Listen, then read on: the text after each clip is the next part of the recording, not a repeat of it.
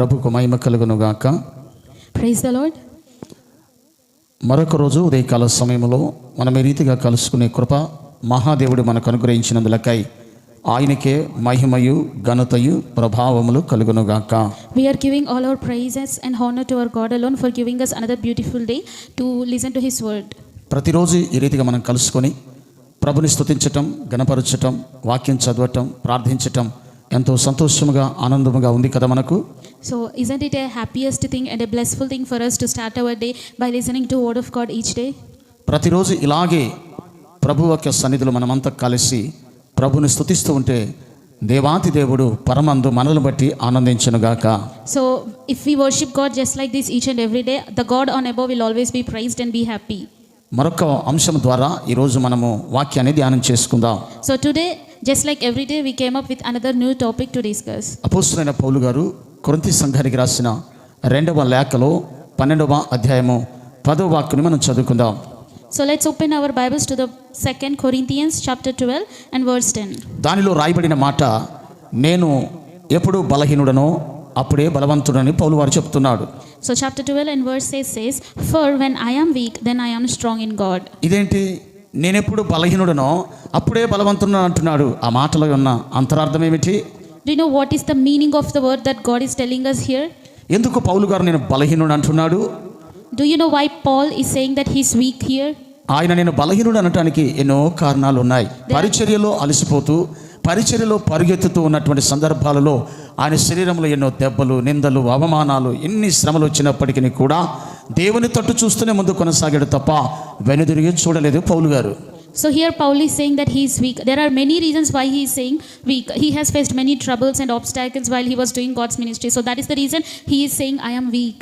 ఆయన పరిచర్యలో దేవుని దగ్గర ఒక విచిత్రమైన ప్రార్థన చేసి ఉన్నాడు. ఆయన ఏంటో తెలుసా? అయ్యా, నా శరీరంలో ఒక ముళ్ళున్నది, ఆ ముళ్ళుని తీసేవా అని ప్రభుని అడిగి ఉన్నాడు. So here Paul is praying to God, ask, there is a trouble in me that is making me to feel more trouble and I want you to remove it from my life. దేవుణ్ణి ఆ ముళ్ళును తీయమని అడిగినప్పుడు ప్రభు తీస్తాను అని చెప్పలేదు, కానీ దానికి ఒక అద్భుతమైనటువంటి మాట పౌలు గారితో ప్రభు చెబుతాడు. ఏంటో తెలుసా? నా కృప నీకు చాలును అంటాడు. So when Paul was asking God to remove the trouble in his life, God didn't say I am ready to remove the trouble in your life, but God instead he said my grace is enough for you. ప్రియమైన దైవ జనాంగమా, మనకున్న సమస్య ఏదైనా, మనకు బాధ వచ్చినప్పుడు, కష్టం వచ్చినప్పుడు, వేదన కలిగినప్పుడు దేవుని దగ్గర మనం ప్రార్థన చేసినప్పుడు దేవుడు నా కృప నీకు చాలునులే అంటే మనం ఎంత కలవరపడతామో తెలుసా? So just like Paul, if you are also having troubles or if you go to God and asking God please remove this from my life, then if God says my grace is enough for you, then how will we feel?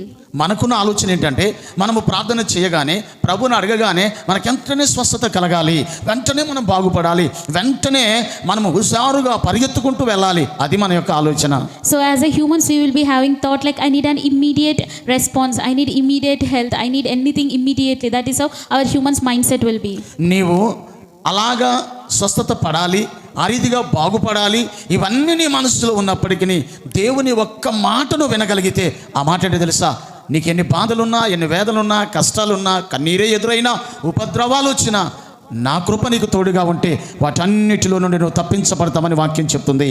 So we might be feeling that why God is saying my grace is enough for you when we are asking him to remove all the temptations or the sickness I am feeling in my life. We feel like why God is saying that word, but my grace is enough for you. Apart from all the troubles and the sickness we are facing, if we have God's grace, then we have everything because God is our healer. ప్రియమైన దైవ జనాంగమా, అదే మాట పౌలు గారితో ప్రభు చెబుతున్నాడు. అయ్యా, నాకున్నటువంటి ఆ ముళ్ళుని నువ్వు తీసేయగలవా అంటే ప్రభు తీసేస్తాను అనలేదు, కానీ నా కృప నీకు చాలు పౌలా అంటాడు. So God is saying the same thing to Paul here. When Paul was asking God to remove this trouble from my life, God is also saying my grace is sufficient for you. నిజం చెప్పాలంటే పౌలు గారి శరీరంలో చాలా నొప్పి ఉంది, బాధ ఉంది, వేదన ఉంది, కన్నీరు కార్చేటువంటి పరిస్థితులు ఎదురయ్యాయి, ఉపద్రవాలలో ఉండేటువంటి పరిస్థితులు ఎదురయ్యాయి. కానీ వాటన్నిటిని బట్టి ప్రభు దగ్గర అడిగితే ఆయన అన్నమాట, నా కృప నీకు చాలును పౌలా, ఆ కృపే నిన్ను కాపాడునుగాక అంటాడు. Paul was facing many troubles in his life. He's having sickness, sadness, health issues, and he was even beaten up by other people also. But when Paul is coming to God and asking God to remove all those in his life, God is just saying one word, my grace is enough for you. అందుకే దేవుడు ఆ మాట అనగానే పౌలు గారు అన్న మాట ఏంటో తెలుసా? ఇదిగో నేను ఎప్పుడైతే బలహీనుడనో అప్పుడే బలవంతుని అంటున్నాడు. So when God said my grace is enough for you, then Paul is saying that for even if I am weak, I am strong in you. మన బలహీనతలు మనం ఎట్లా బలవంతులు అవుతామంటే దేవుని కృప చేత బలవంతులం అవుతాం. దేవుని సన్నిధి మనతో ఉంటే బలవంతులం అవుతాం. దేవుని కృపను ఎప్పుడైతే మనం తలుస్తామో అప్పుడే బలంగా తయారవుతాం. And can we have our faith strengthened up? We can only have God's faith in us when God's presence is with us. నొప్పిని తీసేయమని పౌలు గారు అడిగితే దేవుడు అన్నమాట నా కృప నీకు చాలును అంటాడు. నిజమే కదా? ఆయన కృప మనల్ని వెంబడి ఉంటే, ఆయన కృప మనల్ని బలపరుస్తూ ఉంటే, ఆయన కృప మనల్ని ఇదిగో నడిపిస్తూ ఉంటే ఎంత ఆనందం మన జీవితంలో. If God's grace is with us, then we can feel many things in our life. We can see good health, good success, and everything we can see in our life. అందుకనే మన బలహీనతను బట్టి మనం ఎప్పుడు కృంగిపోకూడదు మిత్రమా. మనకు వచ్చిన పరిస్థితులను బట్టి, మనకు ఎదురవుతున్న పరిస్థితులను బట్టి మనం ఎన్నడూ కృంగిపోకూడదు. ఎందుకో తెలుసా? బలవంతుడైన దేవుడు, మనకు బలం ఇచ్చేటువంటి మహనీయుడు మనకు తోడుగా ఉన్నాడనే విషయాన్ని ఎన్నడూ మనం మర్చిపోకూడదు. We should never feel down or go down because of the situations or the problems or the temptations we are having. Instead, we should rise because we have a God who is above all our problems and temptations or situations, and we need to praise God and ask for his guidance and protection. ఒక మహిళ క్యాన్సర్తో బాధపడుతూ ఉన్నది. ఆ క్యాన్సర్తో బాధపడుతున్నటువంటి, cancer అంటే మీకు తెలుసు కదండి, ఎంత బాధ, ఎంత వేదన. ఇంకా కొన్ని దినాలు అయితే చనిపోతుంది, ఈ భూమిని విడిచి వెళ్ళిపోద్ది. అయ్యో దూరం అయిపోద్ది, కుటుంబానికి దూరమో, బంధువులకు దూరమో, బిడ్డలకు దూరమో, భర్తకు దూరమో, అస్సలు ఇక తిరిగి రాని లోకానికి వెళ్ళిపోతుంది. కానీ ఆమెలో ఏమాత్రం చింత లేకుండా జీవిస్తూ ఉన్నది. So there was a woman who was suffering from cancer.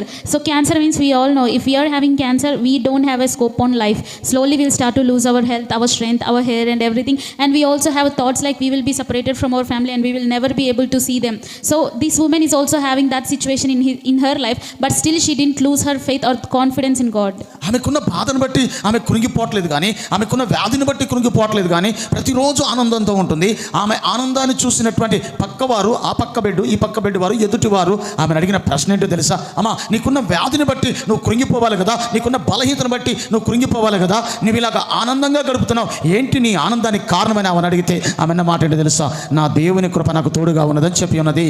So people who are suffering from cancer will have some fear in their heart that they will be leaving this world so soon. But this woman, she's not having any fear or anything in her heart about the disease she's having. So the people who are beside her bed in hospital are asking her, why there is no fear in you, and how you are having this much courage to face each and every day, and we are seeing no regrets in your face. So when they were asking her like that, this woman was saying that I have my courage, my faith and confidence in God, for I am strong when I am weak. ప్రియమైన దైవ జనాంగమా, క్యాన్సర్తో బాధపడుతున్నప్పటికీ కూడా ఆమె ఆ బాధ ఆమెని కలిచివేయలేదు, కానీ ఆ బాధ ఆమెను కృంగదీయలేదు, కానీ ఆమెని ధైర్యపరిచింది, ఆమెని సంతోషంగా ఉంచింది. ఏంటో తెలుసా? ప్రభువైన యేసుక్రీస్తు కృప మాత్రమే ఆమెను సంతోషపరిచింది. ఆమె సంతోషం చూసిన పక్కల వారు కూడా యేసు ప్రభు కృప అంత గొప్పదని విశ్వసించేటంతగా ఆమె భక్తి చేయగలిగింది. So our God's grace has given her confidence and courage to face that situation in her life, and through her the people around her in that hospital or beside her bed has also come to know about how graceful our God and how great our God is. దేవుని యొక్క వాక్యం ఏం సెలవిస్తుందో తెలుసా? మనకున్న బలహీనతలు మన కృంగ తీయకూడదు మిత్రమా, మనకున్నటువంటి పరిస్థితులు మన కృంగ తీయకూడదు. కానీ ఇది ఒక క్యాన్సర్ వ్యాధితో బాధపడుతున్న ఆ స్త్రీ ఎలాగనైతే దేవుని కృపను పొందుకొని ధైర్యంగా తన బ్రతుకు జీవితాన్ని కొనసాగిస్తుందో, అలాగే పౌలు గారి శరీరంలో ఉన్న ముళ్ళును తీయమని దేవుని అడిగినప్పుడు నా కృప నీకు చాలుననే ఆ మాటను బట్టి పౌలు గారు ఎలాగ ధైర్యంగా ఉన్నారో, నేను ఎప్పుడైతే బలహీననో అప్పుడే బలవంతుడని ఎంత బలమైన మాటను చెప్పి అనేకుని బలపరిచాడు, అలాగే నీవును నేను మనము కూడా అలాగ ఉండగలిగితే నిజముగా దేవునికి మహిమ కలుగును గాక. Amen. So dear church, we might also be having problems or temptations or sickness in our life. So just like how Paul is asking God to remove all those from his life, we also might be asking God please remove all this from my life. But God might be answering us saying that my grace is enough for you. And just like how this woman is having courage and strong faith in God, if we also have the strong faith and courage in God, then God's grace is really enough for us, because if God's grace is there, then we have each and everything. ఒకవేళ ఎప్పటికైనా ఇంకా నీ జీవితంలో నువ్వు కృంగిపోతూ ఉంటే, ఇంకా నీ కుటుంబంలో కృంగుదల ఎదురైతే, ఇంకా నువ్వు ఉన్న పరిస్థితులు నిన్ను కృంగదీసేటివైతే, ఈ క్షణమే ఇదిగో పౌలు గారు ఎలాగైతే బలహీనతలో నేను బలాన్ని పొందుకుంటున్నాను అన్నాడు, యేసు ప్రభుని అడిగినప్పుడు నా కృప నీకు చాలును అన్నాడు. క్యాన్సర్ వ్యాధితో బాధపడుతున్న ఆ స్త్రీ దేవుని కృపను బట్టి ఎలా సంతోషంగా గడిపిందో ఆ సంతోషం నీ కుటుంబంలో లేదా? ఆ ఆనందం నీ కుటుంబం లేదా? అయితే దేవుని సేవకుడిగా ఈరోజు నా దేవుడు నీకు ఆనందం ఇవ్వాలని, నీ కుటుంబాన్ని సంతోషంగా ఉంచాలని, నీ బిడ్డలు సంతోషంగా ఉండాలని నీ కుటుంబం కొరకు ప్రార్థన చేయబోతున్నాను. దయచేసి మీరున్న స్థలంలో నేను కళ్ళు మూసుకుంటారా? మీ కొరకు నేను ప్రార్థన చేయబోతున్నాను. We might also not be having the happiness in our life, and we also might be facing the troubles, obstacles in our life. So if we also have a habit like how Paul is having, like putting his faith on God, and just like how this woman is also putting her faith in God, if we also put like that, then God is ready to strengthen our faith and also to give his grace and to put his grace on us throughout each and every day. So if any of us are facing these type of situations and struggling on how to ask God and how to have his grace on us, then here I'm going to pray for each and every one of you. So so close your eyes and join us. ప్రార్థన. ప్రేమగల తండ్రి, కృపగల మా దేవుడా, సర్వాధికారి, సజీవుడా, ఘనమైన తండ్రి, గొప్పవాడా, మహోన్నతుడా, మహిమోన్నతుడా, నీకు స్తోత్రాలు. ఈ రీతిగా ప్రతిరోజు అయ్యా నీ వాక్యపు వెలుగులో నడవటానికి మీరు మాకు ఇచ్చిన ఈ శ్రేష్టమైన సమయం బట్టి నీకు స్తోత్రాలు. ఈరోజు తండ్రి నాయన, ఇదిగో కొరింథీయులకు రాసిన 2వ పత్రిక ఇదిగో చక్కగా జ్ఞాపకం చేసుకోవడానికి 12:10 వచనం ద్వారా మీరు మాతో మాట్లాడి ఉన్నారు. పౌలు గారు అంటారు, నేను ఎప్పుడైతే బలహీనుడునో అప్పుడే బలవంతుని అంటున్నాడు. ఒకవేళ తండ్రి ఈ వాక్యం ఇచ్చిన ప్రియ బిడ్డల కుటుంబాలలో ఇప్పటి వరకు సంతోషం లేకపోతే, సమాధానం లేకపోతే, బలహీనులు అయ్యా బలహీన స్థితిలోకి వెళ్ళిపోతే, కృంగదీసే పరిస్థితులు వస్తే ప్రభు నాయన, పౌలు గారు ఎప్పుడైతే బలహీన సమయంలో బలవంతుని అనుకున్నాడు, క్యాన్సర్తో బాధపడుతున్న స్త్రీ ఏ రీతిగానైతే ఇదిగో నా దేవుని కృపను బట్టి నేను సంతోషంగా ఉన్నానని చుట్టుపక్కల వారికి సంతోషాన్ని పంచుతూ ఆమె కూడా సంతోషంగా ఉంటూ ప్రభు నాయన అనేకులను నీ వైపు తిప్పగలిగిందో ఆ రీతిగానే తండ్రి అయ్యా వింటున్న ప్రియ బిడ్డలైన వారి కుటుంబాలలో తండ్రి ఒకవేళ నాయన కృంగదీసే పరిస్థితులు ఎదురైతే ప్రభు ఆ కృంగదీసే పరిస్థితుల్లో నుండి అయ్యా కుటుంబాలు సమాధానం లేకుంటుంటే ఆ సమాధానమైన పరిస్థితుల నుండి ఈ రోజు నీ సేవకునిగా ప్రార్థన చేస్తుండగా ఆ కుటుంబాల్లో సమాధానం కలుగునుగాక, ఆ కుటుంబాల్లో సంతోషం వెలుబడి చేయునుగాక, నీ కృప ఆ కుటుంబాల్లో విస్తరింపబడునుగాక అని ప్రార్థిస్తూ సమస్త ఘనత మహిమ ప్రభావములు మీరు పొందుకోమని యేసు నామములో అడిగి వేడుకొని ప్రార్థిస్తున్నాను పరమ తండ్రి.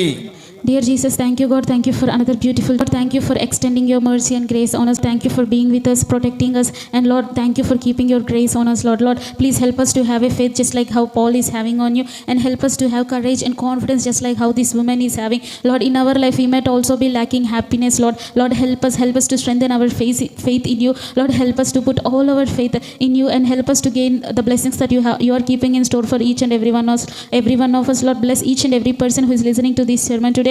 Be with them, help them, guide them, and protect them throughout their day. In Jesus' name I pray. Amen. Amen. ప్రభు మీకు తోడై ఉండును గాక.